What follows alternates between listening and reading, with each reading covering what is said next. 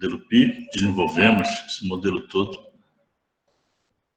Então, a gente segue na sequência, vendo transformador, modelo para transformador e modelos para a carga elétrica também. Tá? Eu vou fazer aqui a apresentação,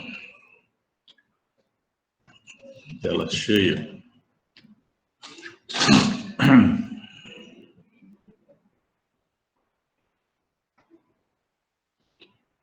Compartilhar.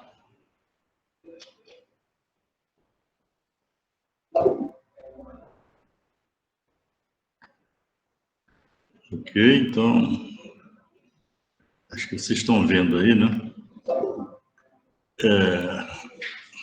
A transparência. A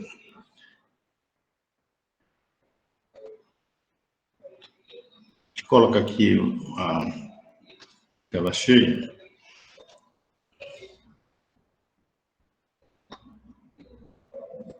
Computador laser. Bom, então, hoje, na sequência, a gente vai ver o modelo para o transformador de potência. Só lembrando, então, a gente ficou na última aula, a gente parou aqui no modelo Pi, né, que a gente desenvolveu, aí fizemos modelo matemático, as equações das correntes que circulam na linha, né, do nó K para o nó M, e transformamos em potência. Resultou, então, as equações do fluxo, potência ativa na linha, PKM, e potência reativa na linha, QKM. A gente vê que são equações algébricas, são não lineares, depende de seno e cosseno. A solução disso aqui não é fácil, né? E aí a gente fez algumas considerações para identificar mais algumas coisas. Assim, simplificamos essas expressões para pegar mais um sentimento, né, do que representa isso. Então, a gente supôs que tinha uma linha sem perdas, uma linha de transmissão sem perdas, e essa consideração de fazer a resistência série do condutor, né, da linha de transmissão igual a zero. Na verdade, é uma consideração, né, porque sempre tem resistência. Mas quando é muito pequeno, pode fazer essa suposição. Aí, para isso, vai resultar nessas condições aí, né? Que o G vai ser zero, pois o G foi definido, a condutância série nessa relação, aí, sendo a resistência zero, vai dar condutância zero, e a susceptância, né, série, pela sua própria definição, vai dar menos 1 sobre Km, né? 1 sobre a reatância do trecho. Então, se fizer essas suposições nessa equação aqui, dá zero, aí sobra VKVM, 1 sobre XKM positivo, que eu ponho negativo aqui, e vai ficar o seno da diferença angular, θK menos θi. Então, isso aqui a gente mostrou para evidenciar que a lei, né, ou seja, que rege o fluxo de potência ativa, né, entre uma linha de transmissão, que mais predomina, né, que mais influencia é a abertura angular das tensões. Quanto maior a abertura angular, maior é o fluxo de potência de um lado para o outro. Já que a gente comentou que as tensões elétricas, que são parâmetros que aparecem aqui, não são variáveis que aparecem, eu não posso estar alterando, né? Não posso alterar aqui a tensão para aumentar a potência. Não é natural isso aí. A gente não consegue trabalhar o sistema elétrico com tensões muito distantes ou deslocadas em relação à tensão nominal. Então, eu não posso pôr uma tensão alta para aumentar a potência, né? Então, na verdade, a lei, assim, o que regula, o que influencia muito é a abertura angular. Você pode ver que, então, essa potência ela varia fortemente com o ângulo. E como é um seno, quando a diferença angular entre os dois pontos for zero, Se eu tiver uma tensão cuja ângulo da tensão no ponto K é 15 graus, e no outro também, no outro lado da tensão também tem esse ângulo, a diferença dá zero, então não flui potência ativa. Não vai fluir nada. Se esse ângulo do lado K ele é maior do que esse ângulo do lado M, essa diferença da positiva, então a potência vai fluir de K para M, que não está aqui. Ou seja, então a potência ativa ela vai fluir do ângulo maior para o menor, sempre. Se for o ângulo θm maior que o ângulo θk, vai dar um ângulo negativo, aí o seno, né? Do negativo dá menos o seno, então vai dar invertido o fluxo de M para cá. Bom, então, a gente sabe que para mim alterar a potência ativa, fluxo de potência ativa, tem que alterar a abertura angular. E para a potência reativa, também a gente fez as considerações simplificadoras para ver essa evidência aqui que está aparecendo em amarelo. As simplificações que a gente fez foi de considerar que o ângulo é muito pequeno, a abertura angular até θk menos θm é muito pequeno, ou seja, próximo de zero, principalmente quando se trabalha com radiano, né? De tal forma que se eu fizer o seno dá 1. E também estou desprezando aqui nessa consideração o efeito capacitivo. Aquele efeito, né, que todas as linhas têm de aumentar a tensão devido à capacitância da estrutura toda. Feito isso, vai ter o quê? Aqui é zero, HV quadrado, BKM, aqui dá 1, então fica VKVM, BKM, e dá zero, porque seno de zero é zero. Aí no final a gente consegue simplificar para essa expressão, onde eu tenho VK, aí tem aqui uma diferença VM menos VK, BKM. Então aqui está dizendo para a gente que o que rege o fluxo de potência reativa entre dois pontos, quaisquer, no sistema elétrico, é o gradiente de potencial, ou seja, a diferença entre os módulos das tensões. Então, a tensão com módulo maior que o outro vai originar um fluxo de potência reativa nessa direção, do maior para o menor.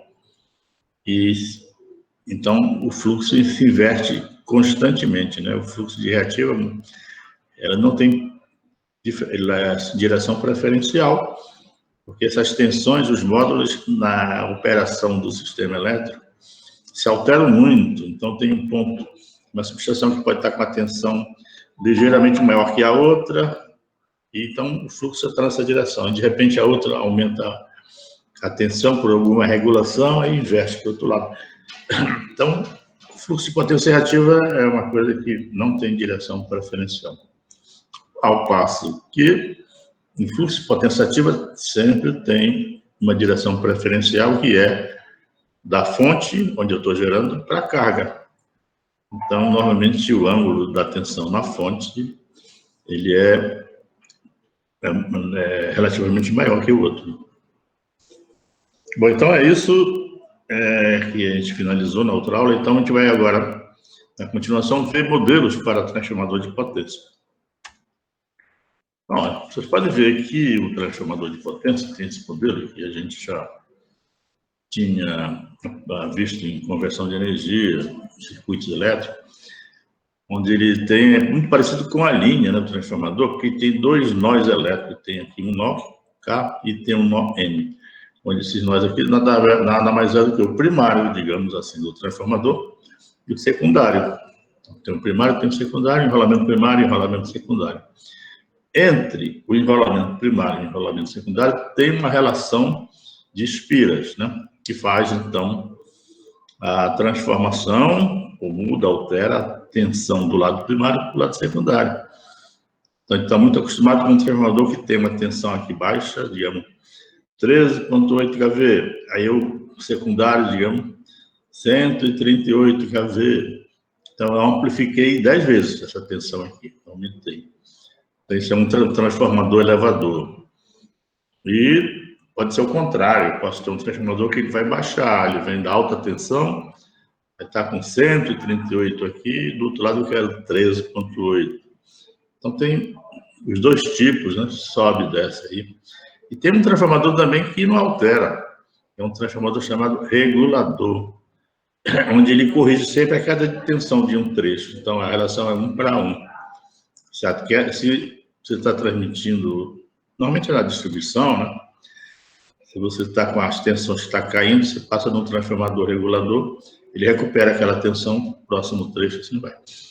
Então, o modelo dele seria, um transformador, seria essa relação de transformação, é importante, e esse parâmetro que é chamado a admitância de dispersão do transformador, ou pode ser uma impedância.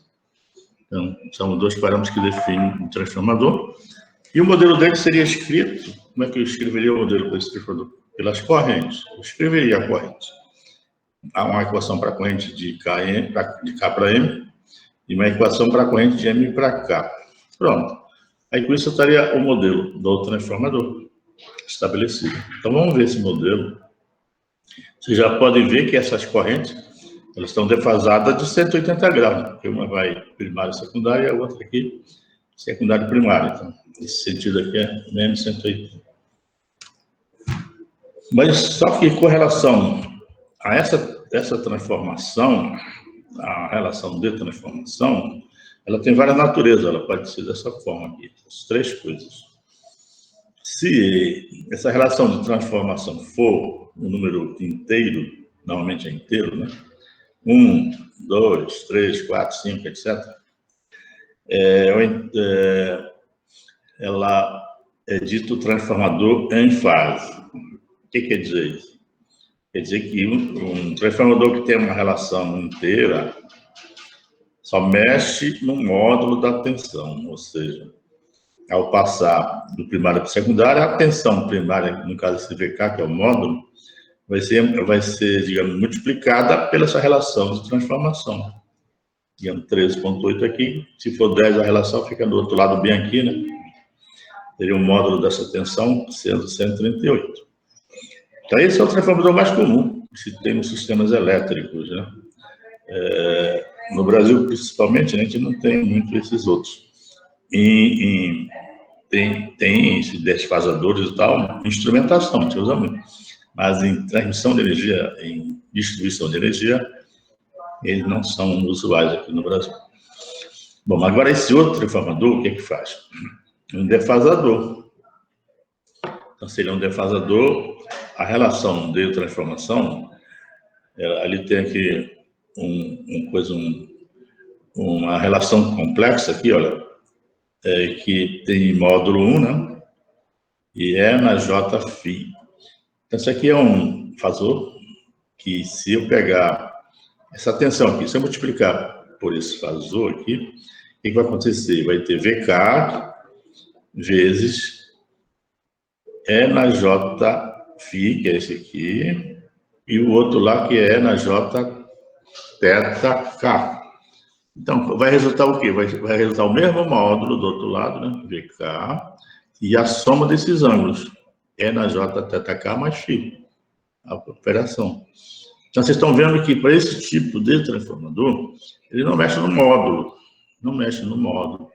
mas mexe no ângulo.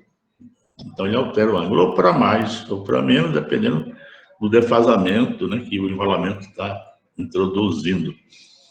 Aqui a gente viu aquelas duas equações anteriormente, do fluxo de potência ativa e do fluxo de potência reativa. O que vocês entendem aqui?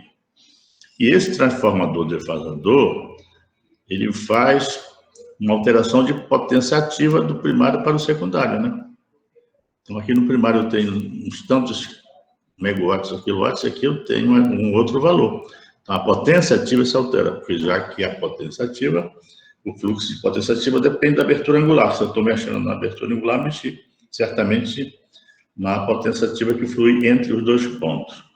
Já esse transformador, como ele não mexe no ângulo, mas ele mexe no módulo, então o que vai alterar aqui em termos de potência é a potência reativa. A potência reativa num lado é igual, é um valor, aqui no outro é outro valor.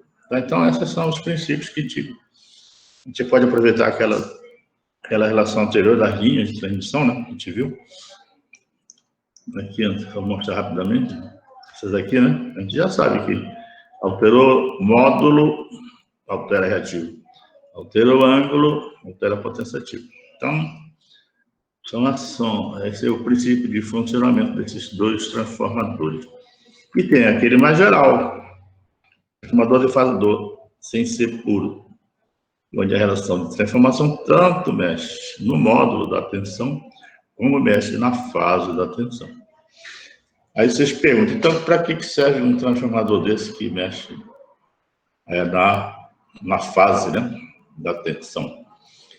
Ele é muito utilizado, por exemplo, em sistemas malhados, sistemas de transmissão, e faz muitas malhas. Por exemplo, o sistema europeu é um exemplo, onde você tem, às vezes, fluxo, né? Está vendendo energia de um país para o outro, numa direção, a geração num lado está maior que o outro, então o fluxo está nessa direção. E, durante o dia, pode ser invertido. O país que estava comprando, agora está vendendo para o outro. Então, aí, usando a mesma linha, eu tenho que inverter o fluxo. Então, isso eu controlo com esse tipo de transformadores, alterar o fluxo de potenciativo. Tá? Então, isso aqui ilustra, então, os tipos de transformadores que a gente tem. Vamos ver as equações, então. Eu preciso calcular as equações para as correntes dele. Essas correntes aqui, KM e MK.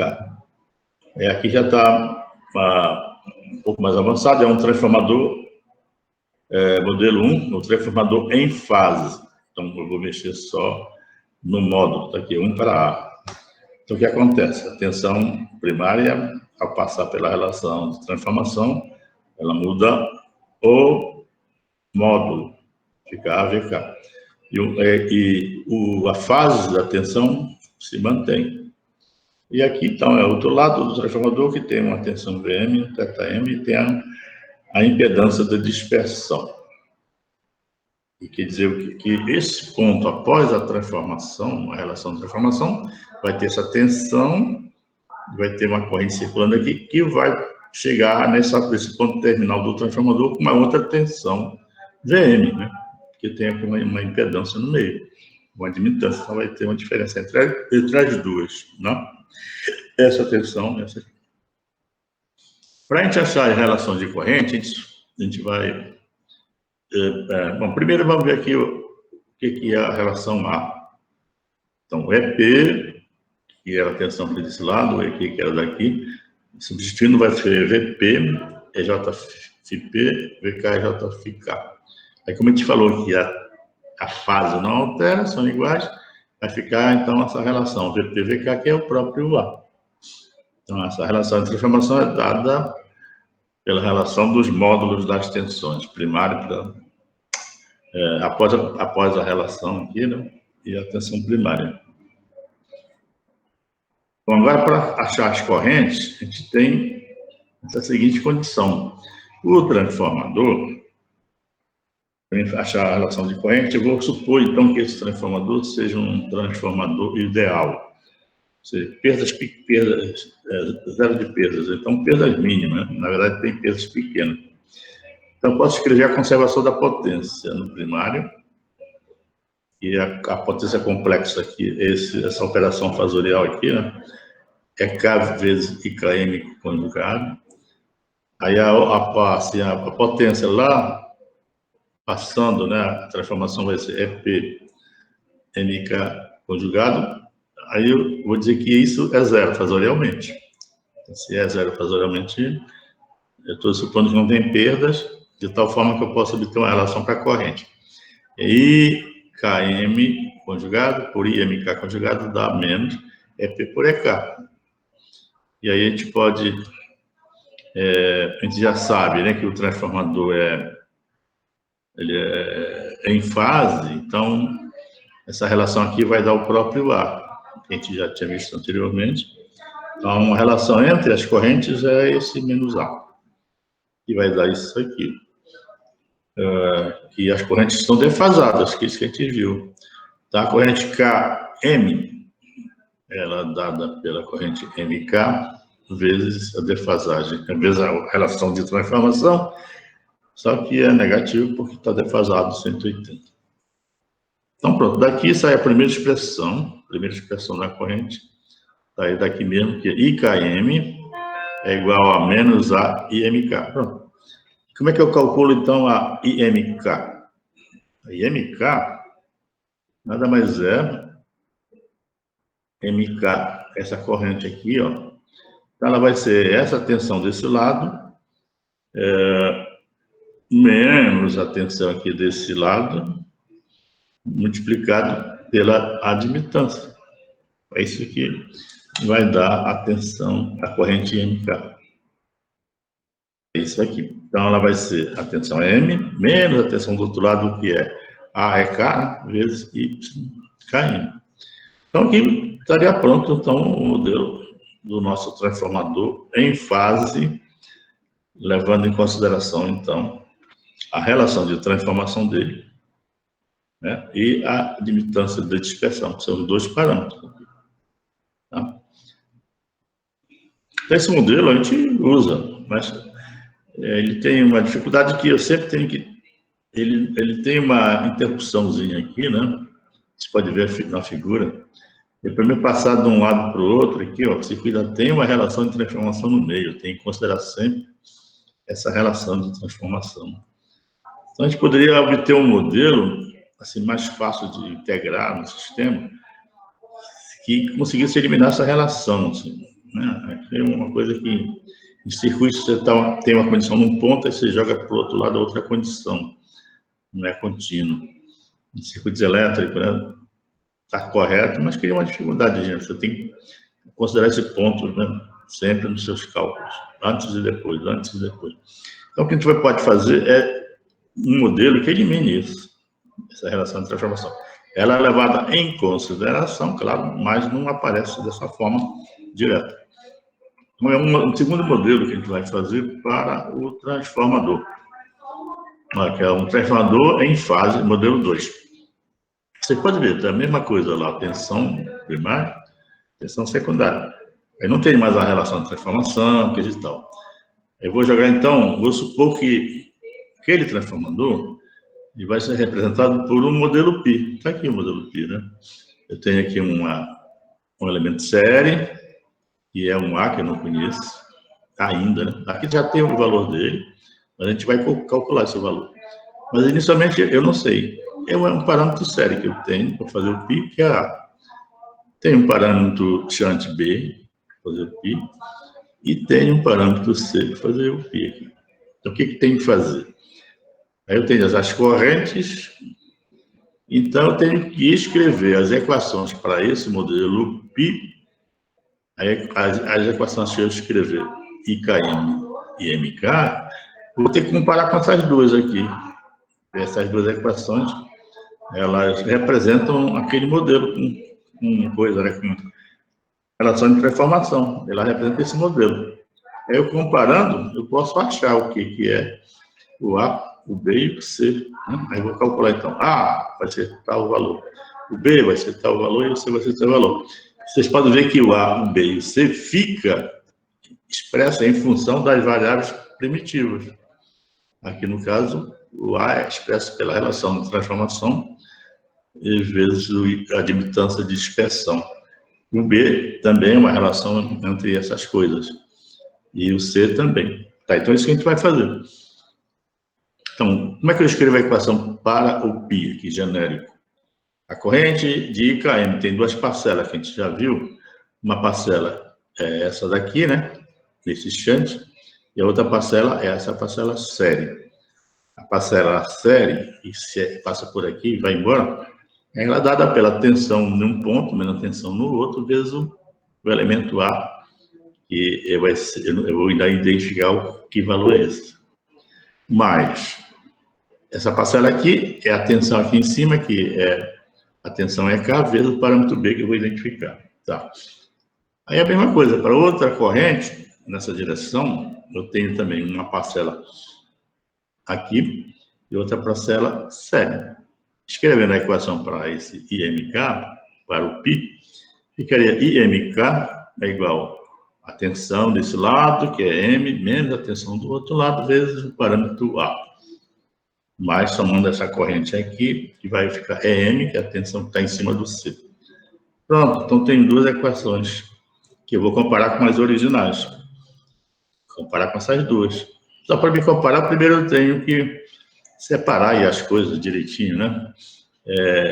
Aqui primeiro eu tenho que, no IKM, eu tenho que colocar qual é a expressão de IMK. Tem que colocar a expressão que é essa aqui dentro. Eu vou abrir isso aqui. E a IMK é isso aqui que eu vou melhorar aí a expressão. Então, para essas duas equações, eu posso juntar os termos em tensão EK e AM, vai sobrar isso. IKM vai dar A mais B IKM menos A AM. E a corrente IMK vai dar o quê? Vai dar menos AEK mais A mais C IM. Pronto, aqui então. Agora eu quero ver como é que eu posso abrir essa daqui para fazer a comparação. Ao fazer isso, vai dar essas equações. Eu vou jogar essa corrente MK bem aqui, juntar tudo, arrumar. Vai dar então que IKM, bem aqui, vai passar a ser A quadrado, YKM é K, menos A, YKM é M. E o outro aqui, a IM, que se mantém, né? Vai ser menos A, YKM é K, mais YKM é M. Agora compara, você vai comparar. Então, quando eu pegar aqui, eu vou saber que A mais B é igual a quê? A mais B, comparando, vai ser A quadrado e KM. Perfeito. Esse A aqui vai ser igual a quê? A e KM. Aí, nessa outra equação, esse A é o mesmo A de lá. Então, esse A aqui tem que ser igual, senão o modelo não estaria válido. Mas vai ver que ele é a mesma coisa, A e KM. YKM. E A mais C é igual a YKM. Pronto, eu tenho 4 equaçõezinhas. E daí eu resolvo e calculo A, B e C, que vai dar isso. O A, a gente já viu direto que o A direto aqui, pode ver, né? É a YKM, está aqui. Aí o B vai resultar nisso aqui, vai ser A menos 1, YKM, e o C vai ser. Ou seja, o transformador pode ser representado por um modelo pi como a linha de transmissão foi representada. Aí a vantagem do modelo pi é que eu não tenho mais aquela interrupção, né? Em termos de circuito é melhor de trabalhar. Eu tenho aqui um nó, eu tenho esse ramo aqui, esses dois ramos shunt, e é direto. Eu não tenho que chegar aqui, parar, ver a relação de transformação, jogar para o outro lado, depois, entendeu? Não interrompe o circuito. Então, isso aqui é mais fácil de se operar em termos de sistema, fazer matrizes e tal, compondo o sistema mais geral, tá? Ok? Então, o transformador em fase. Vamos ver aqui, assim, como é que a gente entende esse modelo aqui. Então, a gente vai fazer algumas considerações. A primeira consideração é, se o A for igual a 1, aí vai sobrar isso. Vou ter uma tensão de um lado, tensão do outro, e vou ter uma relação de transformação, aliás, eu vou ter um parâmetro A que é YKM. Isso aqui, na verdade, é um transformador regulador, onde a relação de transformação é 1, ou seja, esse transformador, ele tenta manter as tensões iguais. Tensão EK do primário igual a M, ou seja, é muito usado esse tipo de transformador regulador em linhas rurais, que são longas, linhas que vão para o interior, aí, no caso aqui tem na equatorial, vocês podem ver para o interior, onde vai caindo a tensão, né? Vai caindo a tensão, aí de repente você tem um transformador regulador, aí que ele faz, ele pega, a tensão caiu em relação ao início, ele recupera aquela tensão, tem um mecanismo de controle, faz um enrolamento, aí no secundário ele passa a ter a tensão nominal de novo e continua. Aí vai, se demorar muito longo, pode cair de novo, põe outro. Então ele é muito usado para recuperação de tensão em linhas longas, né? De subtransmissão, etc., distribuição. Aí, o outro caso mais geral é com relação à interpretação do B e do C. Porque a gente pode ter o quê? A gente pode ter um transformador que essa tensão é K, ela é menor do que a tensão M. Então, nesse caso, esse transformador que tem a tensão menor aqui e a tensão maior lá, é um transformador elevador. Eu estou elevando a tensão de um valor, por exemplo, 138 para 500 kV, entendeu? E também tem outro tipo de transformador que a tensão do lado primário é maior. Eu estou vindo da transmissão, alta tensão, eu quero entrar numa rede de distribuição e a tensão desse outro lado é menor. Então, é um transformador abaixador. Então, como é que a gente representaria esses dois transformadores? Só vai depender da relação, né? De A e YKM, que já é do transformador. Mas dá para entender assim. Se o A for maior que 1, aí vai dar resultado B, que é maior que 0. Porque aqui é maior que 1, aqui dá positivo, então dá o B maior que 0. E o outro aqui, ele é maior que 1, dá negativo. Então dá menor que 0. Aí, isso quer dizer que esse lado aqui tem uma tensão mais baixa do que o outro, né? Que tem uma tendência desse B de baixar a tensão. Aí o outro lado aqui, como é negativo, ele tem a tendência de aumentar a tensão, que é um capacitor. Realmente ele injeta reativo. Então, um arranjo dessa condição, eu teria um transformador elevador, onde essa tensão aqui, desse lado, tende a ser maior pelo efeito aqui, analisando no capacitivo. E com isso, então, ele representa, para A maior que 1, normalmente é um transformador elevador. Tendência de aumentar o VM, então o VM ficaria maior. Aí, quando for menor que 1, é tudo inverso. O B vai ser menor, ou seja, fica um efeito aqui mais capacitivo.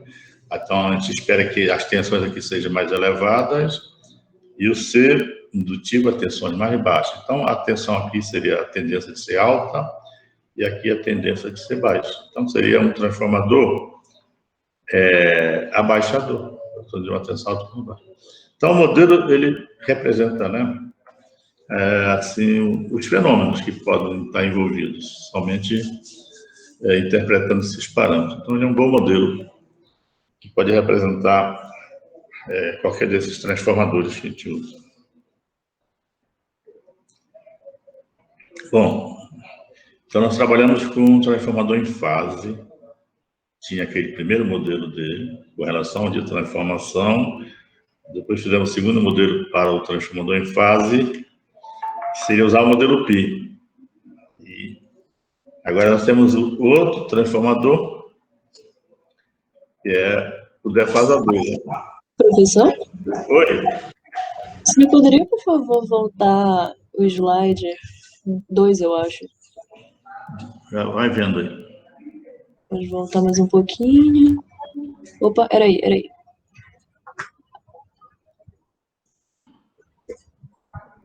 Aí? Isso, só mais um Enter para aparecer a última relação. Isso aqui, né? Tendência de aumentar o VM. Uhum. Eu só fiquei confusa. Ele é um elevador e a minha tendência é aumentar a minha tensão do final. É porque o transformador que eleva a tensão, ele tem a tensão aqui mais baixa, né? Primária. E aqui mais alta, que é secundária. Então, eu tenho, digamos, aqui primário 13,8. Eu vou levar para 138. Então, o que está interpretando esse modelo, ele consegue reproduzir assim, esse fenômeno. E aqui, no caso, a gente vê, por essa condição, aqui é um shunt, né? Quando o B é maior que 0, na verdade, ele drena a corrente aqui. Então, ele é um reator, né? E quando for, aí o C é menor que 0, ele injeta uma corrente reativa. Porque aqui só tem reativo, né? Em shunt, a gente só tem reativo, a gente não tem potência ativa aqui. Então, na verdade, esse shunt aqui, olha, você tem uma relação entre uma tensão, K, bem aqui nesse ponto, e uma tensão 0 aqui. Então, tu tem um gradiente. Mas aí tu pode ter correntes para baixo, que seria o indutor drena a corrente, né? Ele baixa a tensão. E tu pode ter corrente injetada, que é um capacitor. O capacitor injeta a corrente, que é o caso aqui do quando dá negativo. Tá aí. Então, é somente explicar esse sentimento aqui. na verdade, o modelo ele pode reproduzir esses fenômenos. Então, o transformador elevador, ele tem uma tensão menor aqui e uma tensão maior lá. E o transformador abaixador, ele tem a tensão mais alta aqui e aqui menor. Entendeu? É somente para ver se está consistente o modelo. Entendeu? Então, antes que eu me confundi só na escrita, que no slide seguinte está que a tendência é aumentar VK. Não seria a tendência diminuir VM? Digo, VK não vai ser... Não, No próximo slide. Tá. Tanto faz. Aqui nesse Tanto caso... faz dizer. Porque, olha, se eu estou dizendo aqui que a tendência de aumentar essa tensão é mais alta do que essa aqui, né? Seria esperado isso. Então, ele seria um transformador elevador, baixo para alto. Aí no outro, o contrário. Então, esse lado aqui, ele tem efeito capacitivo, porque o B é menor que zero, então a corrente é assim injetada. Aí, o que ele vai fazer? Tende a aumentar o VK, esse lado aqui. Então, tende essa tensão ser mais alta do que a tensão desse outro lado, que é mais baixa. Aí, com isso, ele é um transformador que está representando um transformador de alta para baixa, uma abaixador. Uhum. Mas na prática, VK fica constante, o que eu vou mudar mesmo é VM, né? Aqui no caso, o VM cai, né? Aí esse aqui, então, a tendência for de diminuir isso daqui, porque o outro está maior. Tá então, bom, obrigada. Seria uma coisa assim, relativa. Ok, obrigada. Tá legal. Então, o outro transformador é um defasador. Aí tem defasador puro e tem aquele outro. Vou pegar só o puro, que é mais fácil. Aí vamos ver se, para esse transformador, a gente consegue escrever o modelo Pi, né? Mas aí, o modelo para esse transformador defasador é direto. O modelo mesmo com a relação aqui. Onde eu tenho aqui VK θ, e desse lado aqui, no ponto P, eu vou ter mesmo módulo, que ela não altera, mas a fase é diferente, eu somei. Ele somou uma fase aqui que estava na relação. Aí, com isso, a gente vai ter aqui as relações entre P e K, né, que é da relação de transformação, só que a relação de transformação é um complexo, né?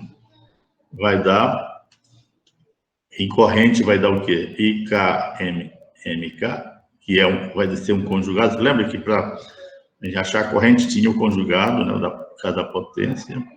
Então, na verdade, a relação com as correntes vai dar menos φ, altera.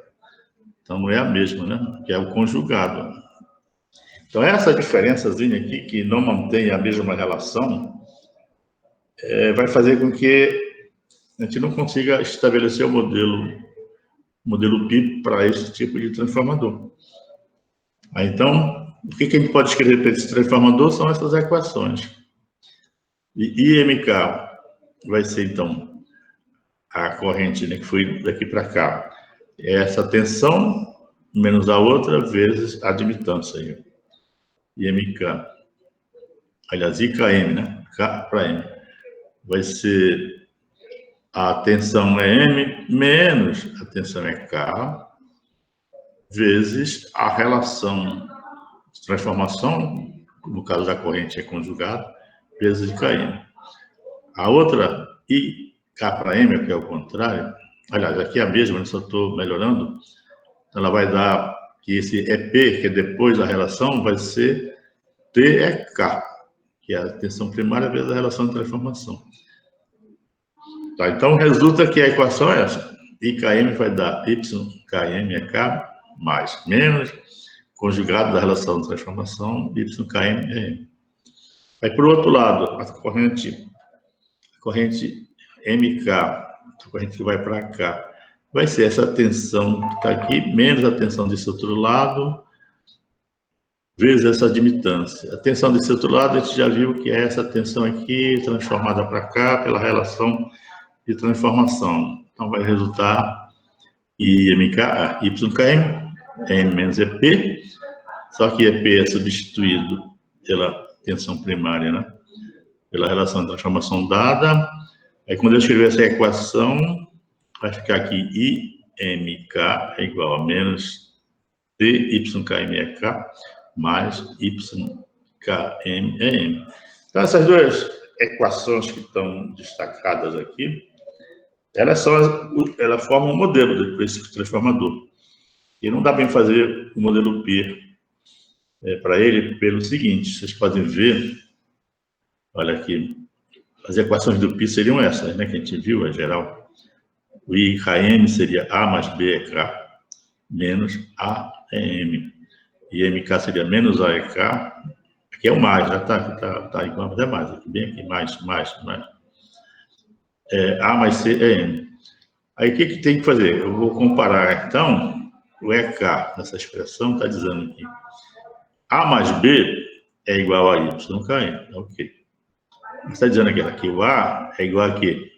Ele é igual a T conjugado aqui, né? YKM. Bom, esse que é o problema, que nessa outra equação aparece o A de novo. Então ele tem que ser igual. Aí quando eu vou comparar a segunda equação, o A está bem aqui, ó. Ele não é conjugado, ela é TYKM. Então eu não consigo expressar o parâmetro A de forma única, né? Aqui ele é uma definição, que é a relação de transformação conjugada, e aqui ele é só a relação de transformação. Então não é a mesma coisa. Isso quer dizer o quê? Que esse modelo não é válido. Então o modelo Pi, que seria esse, não é válido. Então o que eu posso usar? Somente essas aqui. Então o transformador defasador não tem como a gente montar um modelo Pi para simplificar, ficar legalzinho. Vai ter que usar mesmo o modelo normal. Alguma pergunta? Sim, professor. Diga. Qual foi a análise do circuito para chegar à conclusão de que a relação das correntes deu menos o conjugado? Não sei se ela já é direta. Não, no slide passado. Tá. Aí. Daqui, então, olha. Como é que eu cheguei nisso, por favor? Aqui veio lá da outra. Veio lá daqui. Primeiro um circuito. Aqui, ainda não é aqui, bem aqui, ó. Bem no começo. Quando a gente vai calcular as correntes, olha, as correntes, a gente partiu dessa equação da conservação de potência, né? Eu tinha a relação entre as tensões, agora eu quero achar a relação entre as correntes. Então, resultou que IKM é conjugado, né? Pode ver. Aqui a potência é complexa, tem que ser tensão e corrente conjugada. Então, vai dar a relação EP-EK. Essa relação EP-EK, a gente já tinha visto que é A, né? Então, quer dizer que essa relação conjugada aqui, YKM conjugado e IMK conjugado, vai ser A. Mas o A é um real, ou seja, não é complexo. Então, se eu fizer o conjugado, vai dar o próprio A. Então, pronto, aí, ó, aqui estava conjugado e deu o A. Porque eu tirei o conjugado e o conjugado de A é o próprio A, porque é um número inteiro. Agora, para o outro transformador, essa relação aqui não é inteira. Ela dá um E na Jφ, né? Que é isso. Aí, quando eu faço conjugado, altera. E olha aí, vamos ver lá. A diferença é que eu estou mexendo com o ângulo. Ela é um complexo. Aqui, ó. A relação é na Jφ, para as tensões. Lembra que para as tensões era o próprio Azinho. Aí aqui, para as correntes, vai ser o quê? As correntes dava conjugado por conjugado, né, e dava o T. Aí quando eu tiro o conjugado das correntes para dar a relação dela, fica o conjugado da relação. Se a relação é na Jφ, fica então menos, né? Aliás, o menos daqui já, né?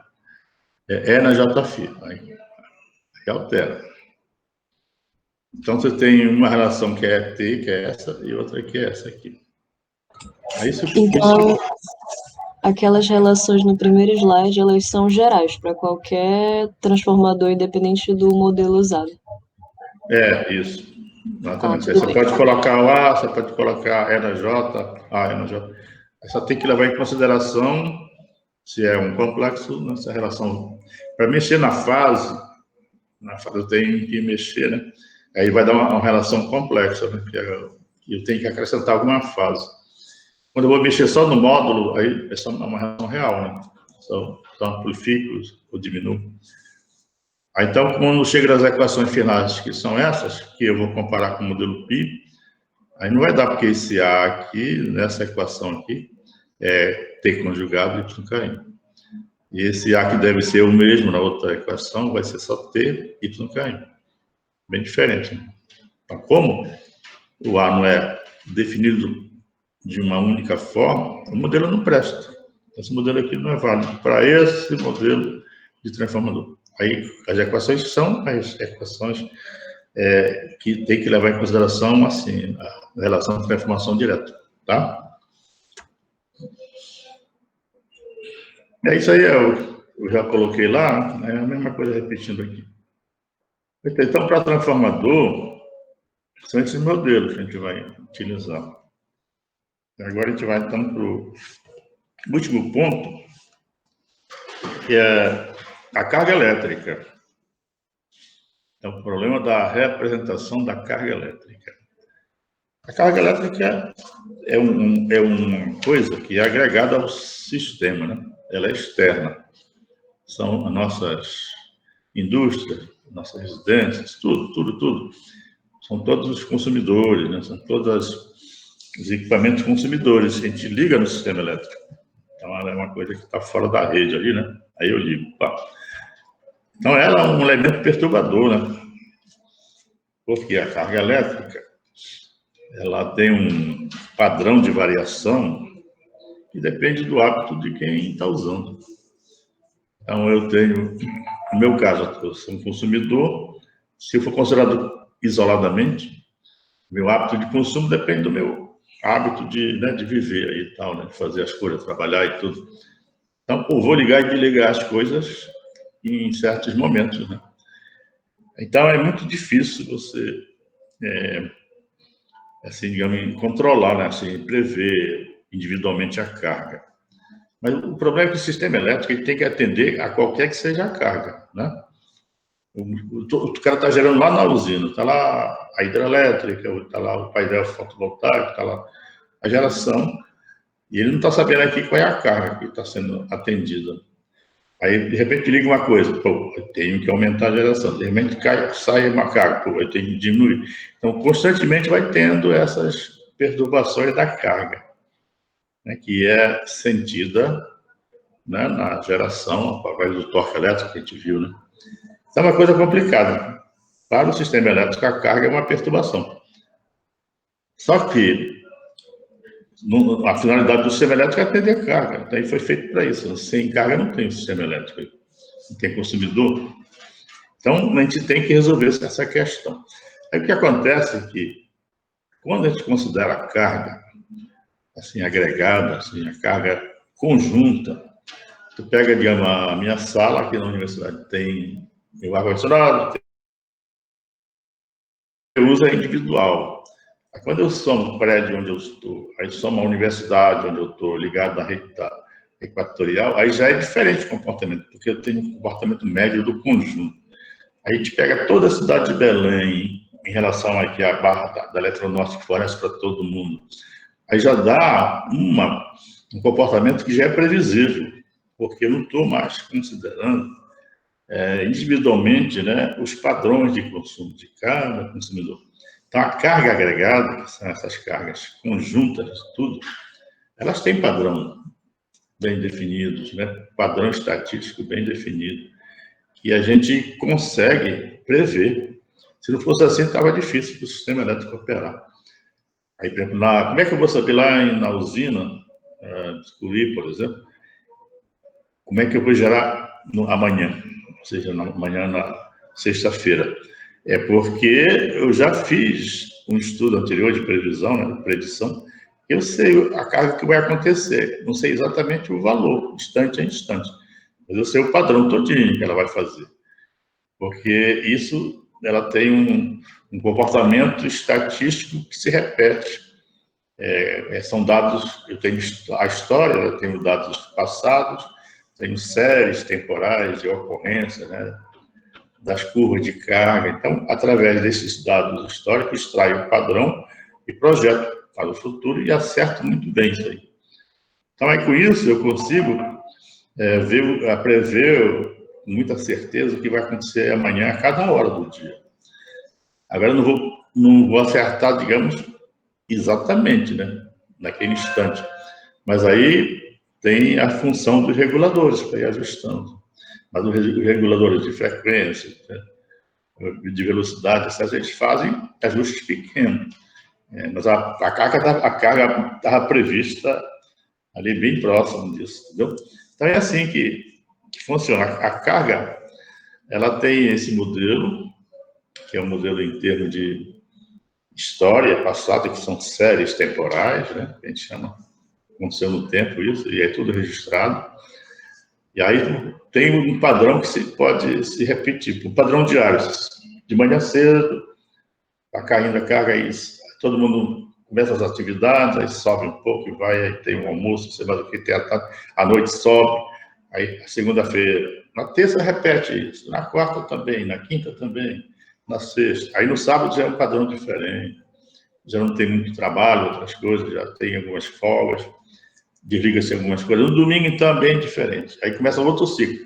Então, tem uma repetição diária, né, um ciclo diário, que a gente chama, que a curva de carga é diária.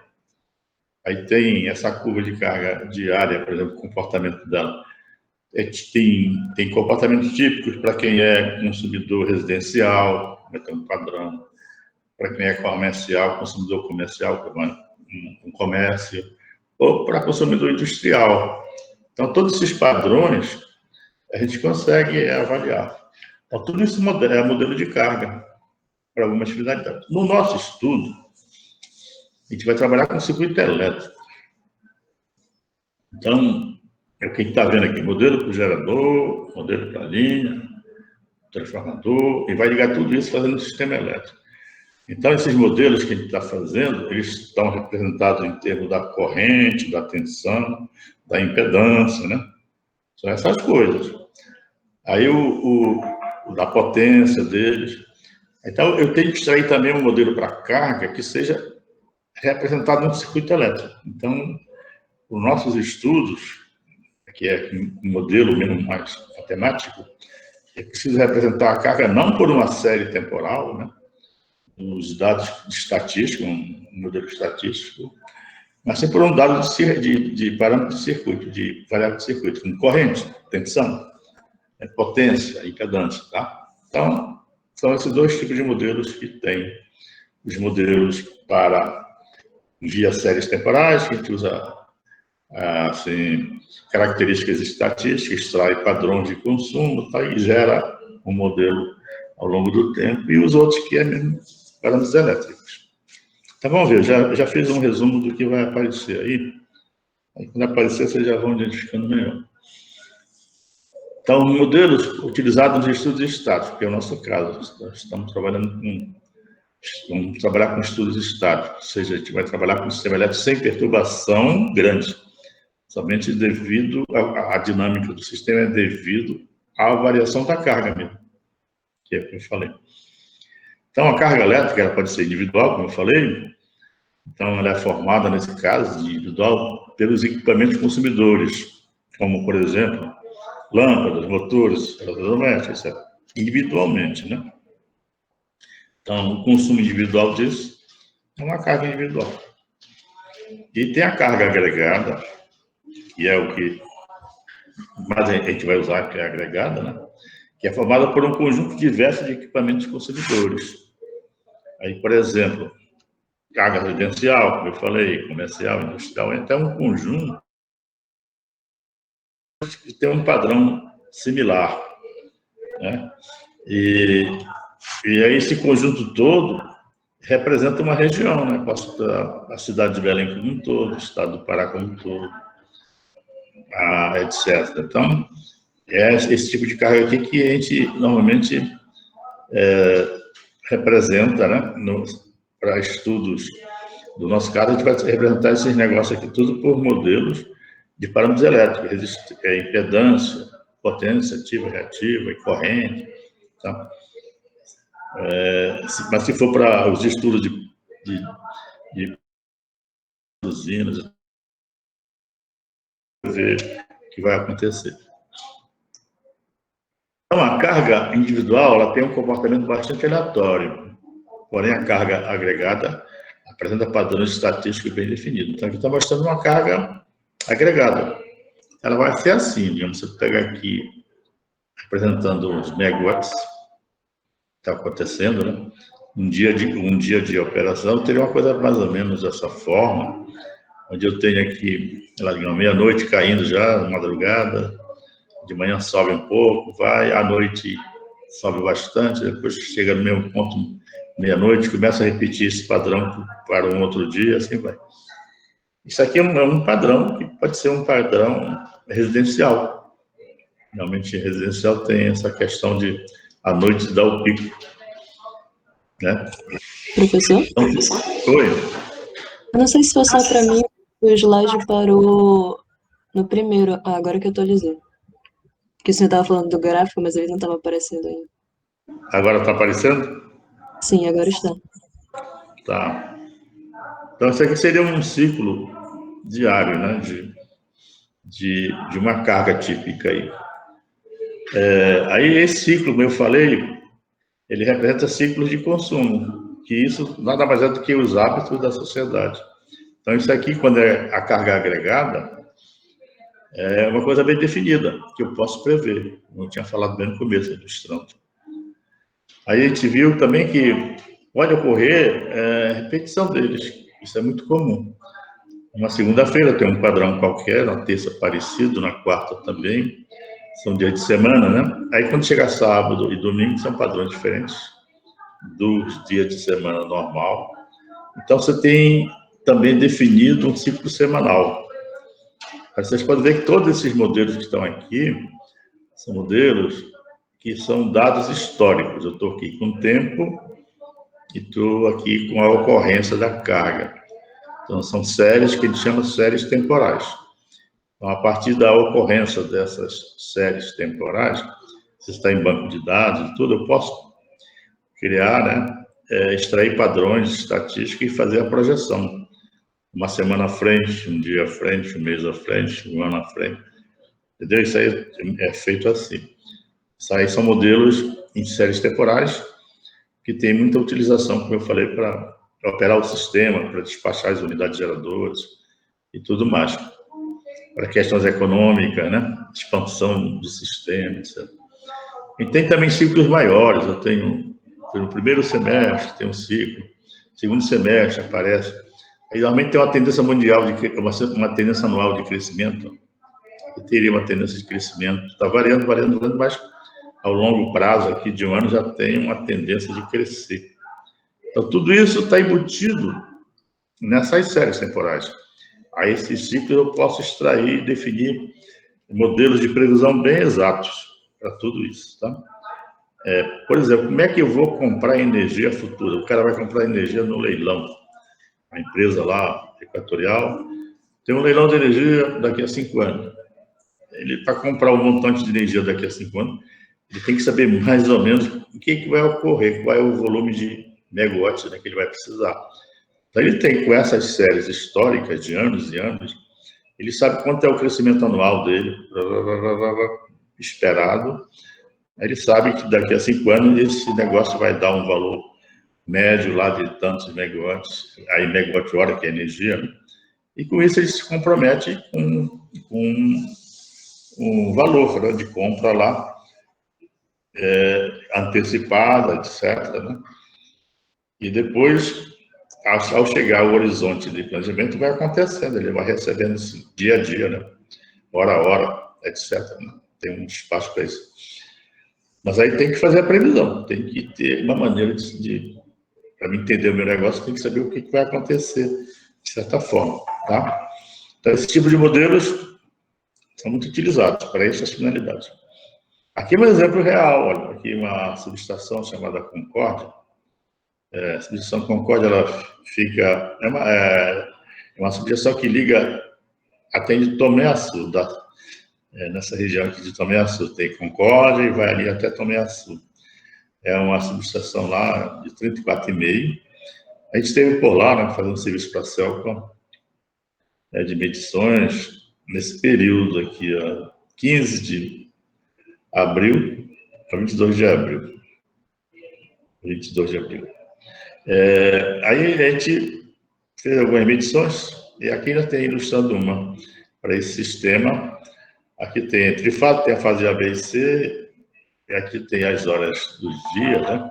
Data e hora, acontecendo, e aqui a corrente em ampere que estava passando em cada fase. Eu posso trabalhar com a corrente, posso trabalhar com a potência.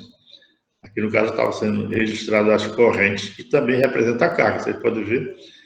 E a corrente elétrica, que está bem aqui, ela é um parâmetro bom para representar a carga elétrica, né?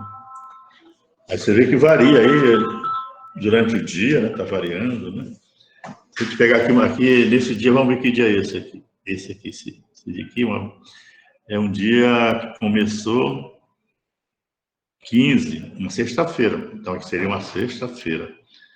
Então, aqui, ó, é de madrugada, até aqui madrugada, tá bem baixinho, aí depois sobe, aí vai variando. Aí tem aqui a hora do almoço, né? O pessoal baixa, aí depois volta, de noite sobe, de madrugada desce. Aqui já é terça-feira, aliás, terça não, sábado. Dá para ver que o sábado é um padrão diferente da sexta. Aqui é um domingo, um padrão bem diferente de todos, né? E aqui começa a segunda de novo, né? Aí já repete, uma coisa parecida com sexta, que é um dia de semana, aí vai, porque é hábitos da sociedade, né? Aí o comércio, tudo funciona, e vai as atividades econômicas. Então, segunda, terça, igualzinho, o parque muito próximo. Aí, quarta, a mesma coisa. Aí, então, é fácil de prever esse negócio aqui no outro dia. Mas aqui em seguida caiu completamente, porque foi um dia 21 de abril, que é feriado. Então, aí aqui é um padrão já do feriado, que é muito próximo do domingo. Então, essas coisas, você consegue extrair todos esses padrões. Aí, ou seja, com esses modelos de série temporal, a gente consegue expandir o sistema, consegue comprar energia, consegue fazer a geração, consegue tudo. Só que, no nosso caso, a gente vai trabalhar, na verdade, a carga é representada por parâmetros elétricos, assim como impedância, corrente e potência. Não assim, em termos de séries temporais ocorrendo no tempo, tá? Que é esse outro modelo. Modelos para estudo de fluxo de carga.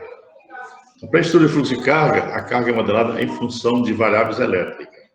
Porque a gente quer montar um circuito elétrico para o sistema.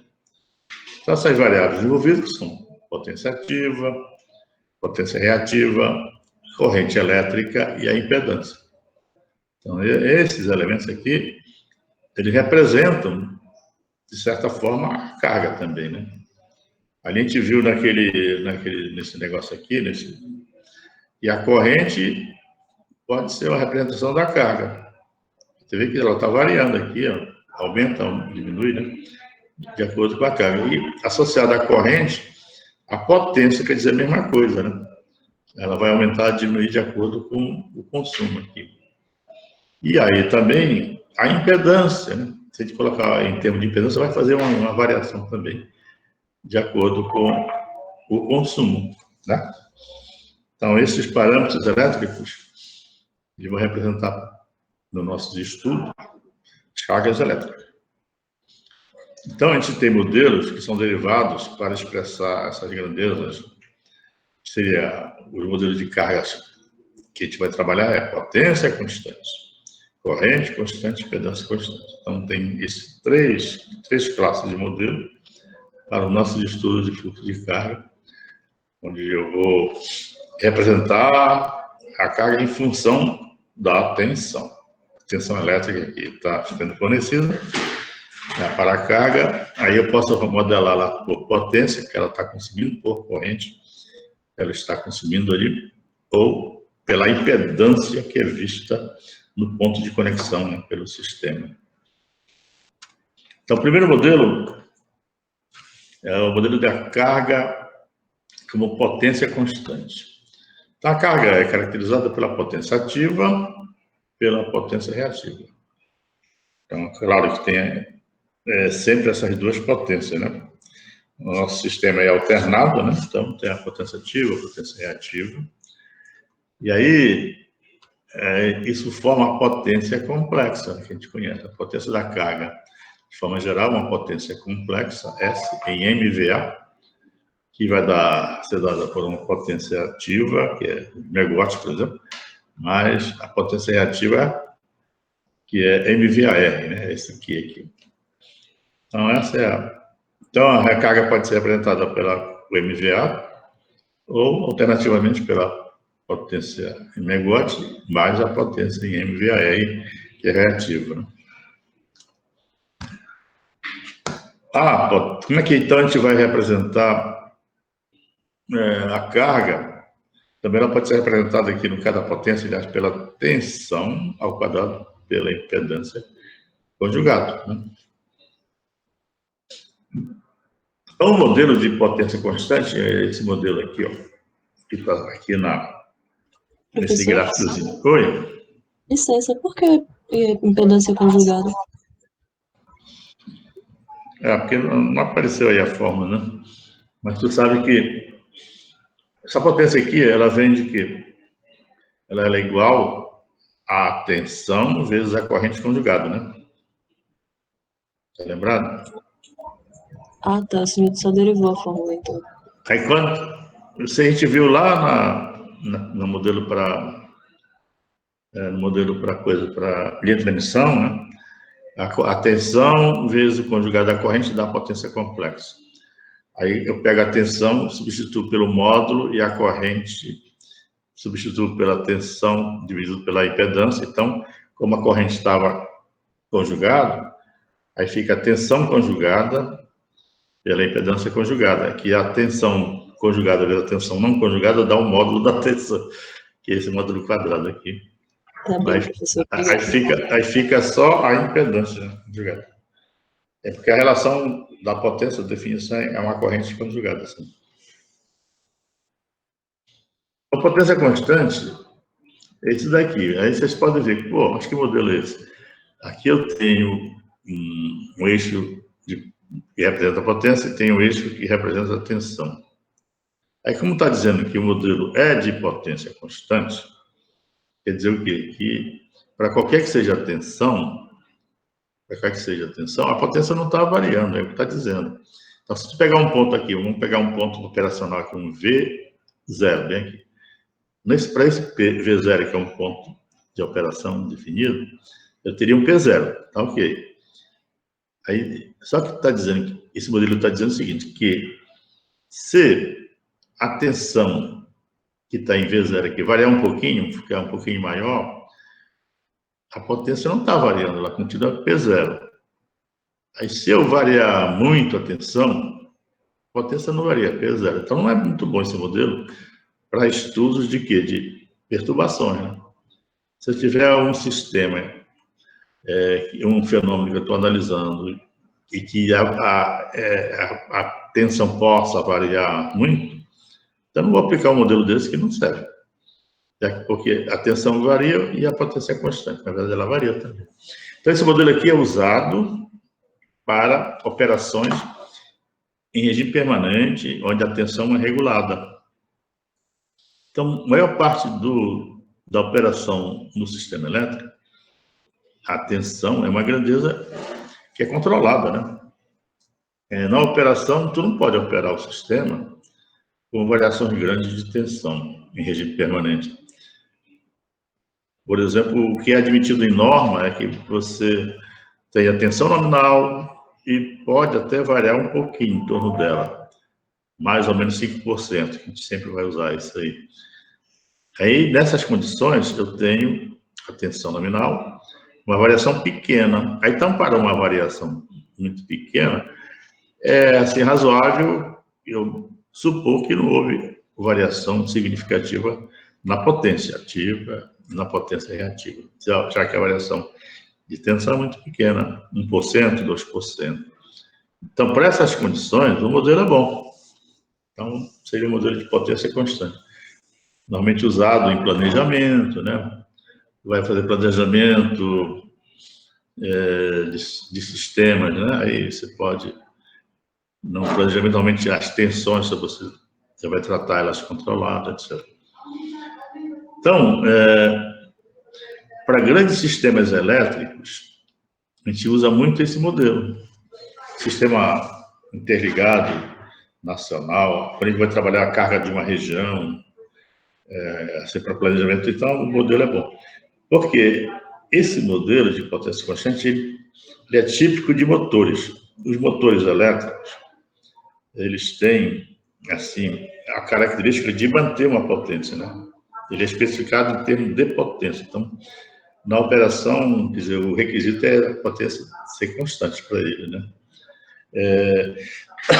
Então, a maioria das cargas agregadas, se a gente juntar as cargas, fazendo as cargas agregadas, a carga de uma cidade, de uma região, etc., a maior percentagem dessas cargas é motriz, ou seja, são motores, grandes motores nas indústrias, né?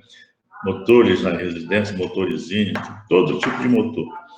Então, acaba que, como o motor tem essa característica de potência constante, né?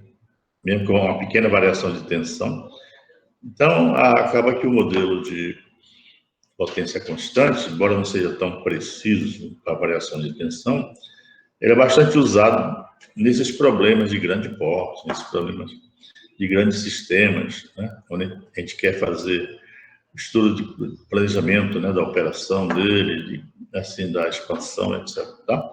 Então, o primeiro modelo de carga que é muito usado, então a carga elétrica ela é definida como tendo uma potência P0 e uma potência reativa Q0. Outro modelo é o corrente constante. Então, corrente constante é o mesmo gráfico.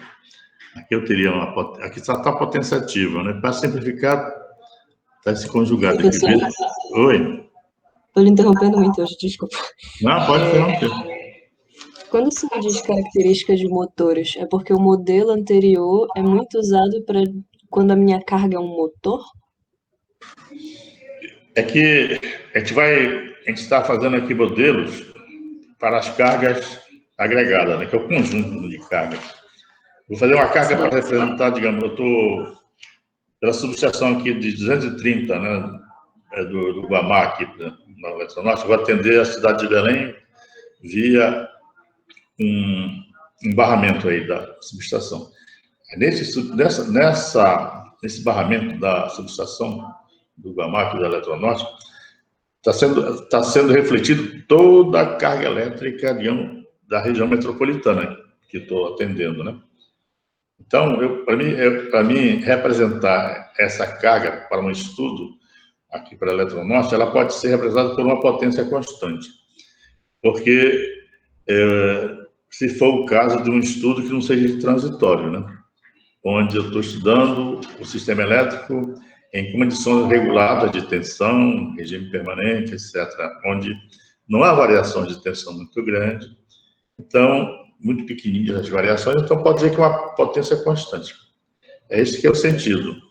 E agora, só para reforçar, que que esse modelo não é tão ruim assim, é que os motores têm características de potência constante. E quando a gente representa uma carga agregada, sendo um conjunto grande, a maior parte dessa carga é motriz. E então estaria coerente a gente trabalhar, não é iluminação, não é aquecimento, né? Entendeu? É mais carga motriz. E ela tem essa característica de variar pouquinho com a variação de tensão. A potência não varia tanto com a variação de tensão. É somente para dar consistência ao modelo, do ponto de vista, né, do sistema físico real. Entendeu? Entendi, obrigada. Nada. Aí o modelo de corrente constante já é uma coisa assim. Eu tenho aqui a potência que está variando com a tensão, até que a potência é dada V e zero. Então, variou a tensão aqui, ó, se eu variar a tensão, qualquer valor, vai variar a potência, vou mudar a potência. Esse é um modelo melhor, né, para variações. Ele é mais preciso. Mas eu não vario a corrente. Que aqui é I0, a corrente é I0. Aí, como é que seria essa corrente I0, a corrente constante?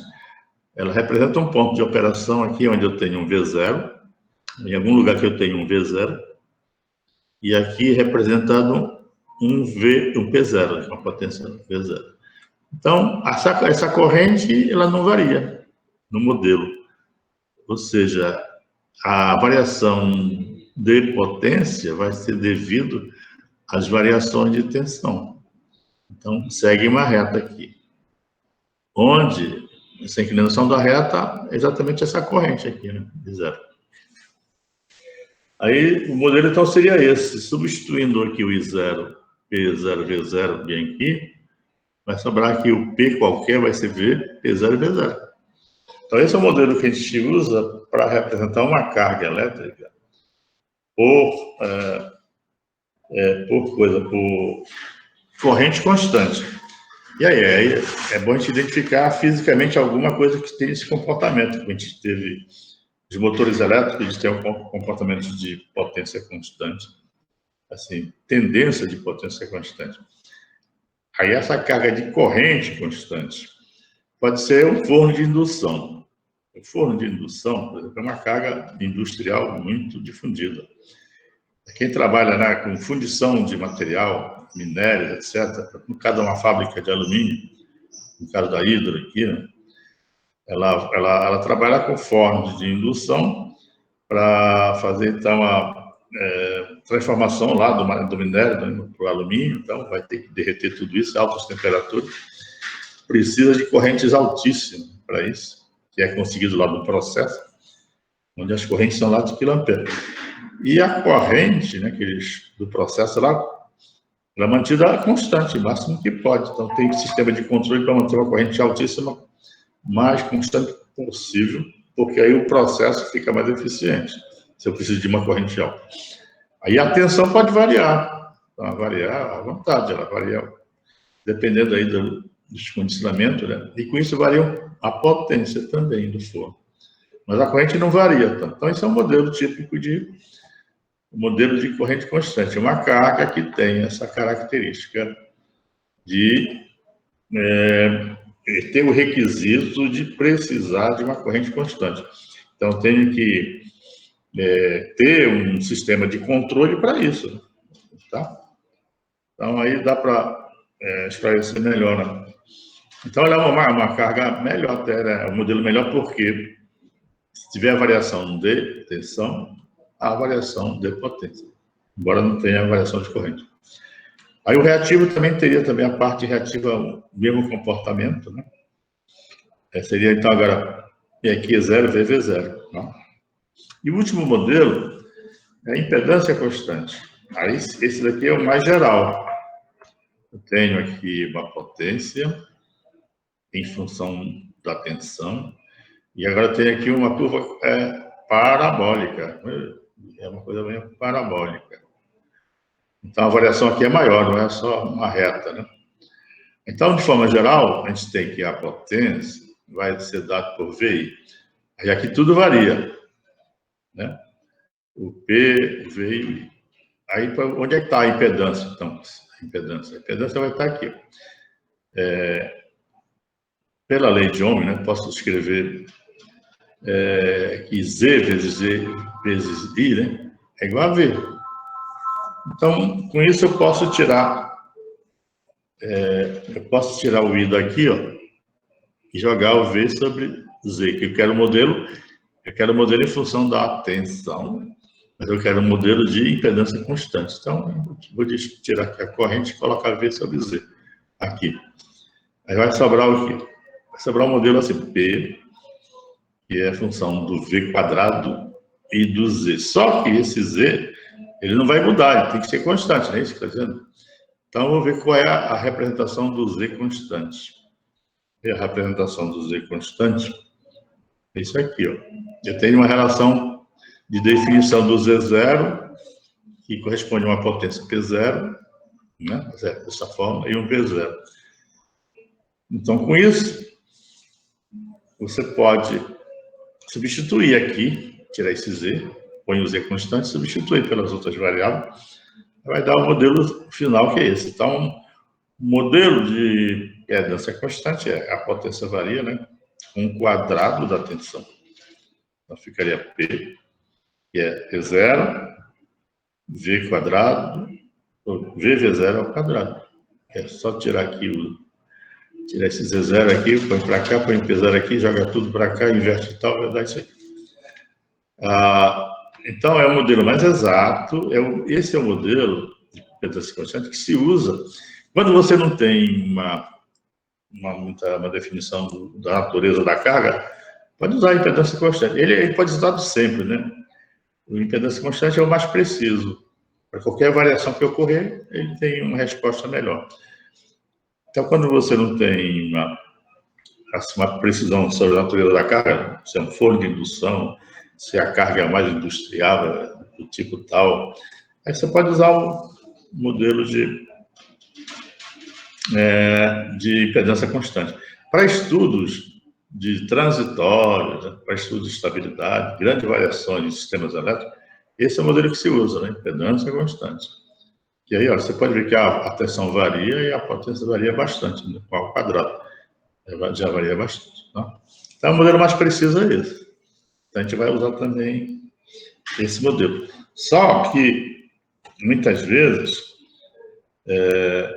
a gente faz um modelo híbrido. Vamos ver aqui. Ó. Assim, só lembrando que a definição dos três modelos.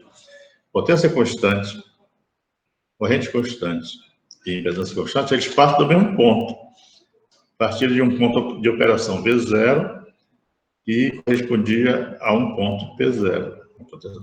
Então, nesse ponto, assim, de operação, todos os modelos são iguais. Agora, se ocorrerem variações em torno desse ponto, aí um é melhor que o outro. Se ocorrer variação, a tensão tiver algumas variações pequenas aqui, aí o modelo de potência constante já não é muito bom, porque ele não varia.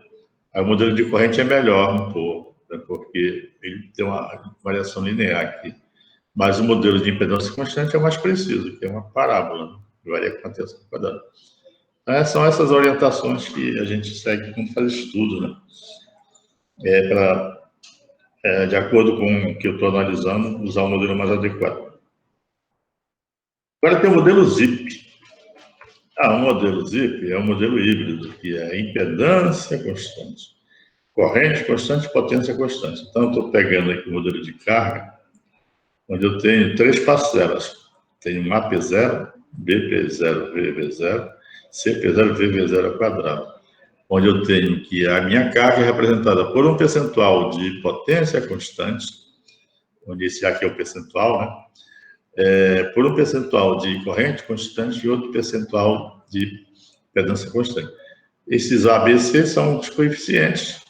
Se eu quiser, digamos, 30% potência constante, aqui seria 0,3, mais 50% de corrente constante, 0,5, mais 20% de 0,2. Então, ao somar A mais B mais C, dá 1, a carga total.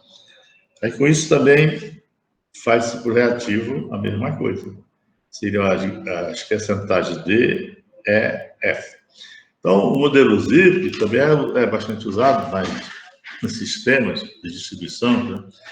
Porque as empresas, elas conhecem seus alimentadores, elas sabem que tem alimentador que é mais comercial, tem alimentador que é mais residencial, tem uns que é misturado, né?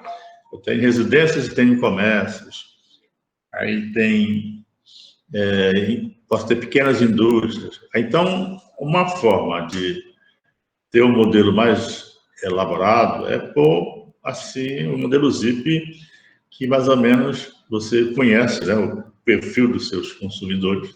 Você pode dizer as percentagens de cada tipo de carga e cria um modelo então mais representativo, tá? Então, é também uma possibilidade que é bastante usado em estudos de planejamento e operação do sistema elétrico. E, finalmente, tem um modelo bem geral, que é o modelo exponencial. Aí, o modelo exponencial, ele é assim.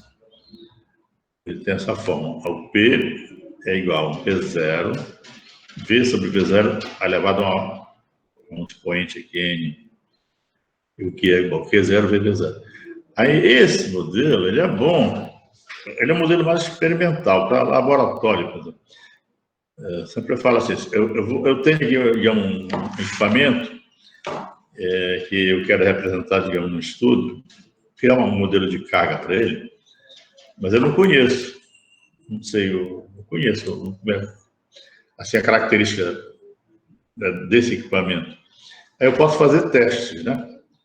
Onde eu vou fazer o que ele está sendo alimentado por uma tensão, eu vario a tensão e meço a potência. Está lá o watímetro medindo a potência. Então, para essa tensão, deu essa potência. Para essa outra tensão, variando, deu essa potência. Aí eu tenho um gráfico aqui, uma amostra, né? Onde eu tenho um conjunto de pontos, né, de tensão e um conjunto correspondendo a um conjunto de pontos de potência, né, de consumo.